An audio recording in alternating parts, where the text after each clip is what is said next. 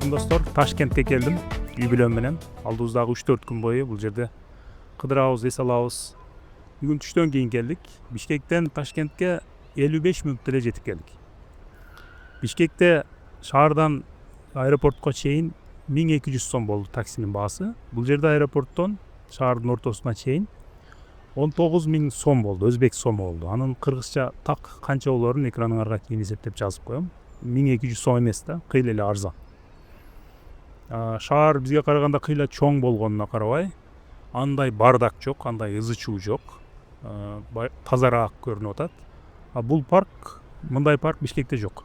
Бул парк өтө сонун. Анан тегерегин карагыла, могул имараттарды карагыла. Бул жакта Хилтон турат, бул жакта эмне дагы өзүнчө эле баягы өнүккөн өлкөлөрдүн даунтаун деп өзүнчө бийик имараттар болгон жерине окшоттуруп куруштур. Дагы эле курулуп атат окшойт, бирок азыр эле сонун көрүнөт, өтө кооз көрүнөт. 15 мүнөткө калбай шаардын ортосуна аэропорттон келип, жайгаштык. Курсак ачкан экен, барып 5 казан деген булардын бир белгилүү бир плов жасаган кафеси бар, билесиңер, ошол жерге барып, даамдуу, өтө даамдуу Самарканд пловун жеп, балдар самса жеп, курсак тойгозгондон кийин ушул жерге келип азыр кыдырып атабыз. Эртең бүрскүн дагы алдыбыздагы 3-4 күн бою дагы белгилүү жерлерге барып көрөбүз.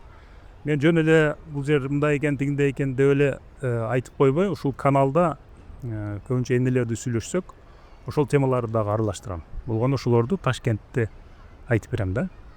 Ташкенттин кооз жерлерин тандап барып көрсөтүп, анан ошо саясат жөнүндө сүйлөшүшүбүз мүмкүн, IT жөнүндө, технология жөнүндө сүйлөшүшүбүз мүмкүн. Ошого жазылып койгула достор. Дагы кайсы силер келген болсоңор, кайсы жерлер силерге жакты, кайсы жерлерге барыш керек, ошолор жөнүндө дагы жазгыла.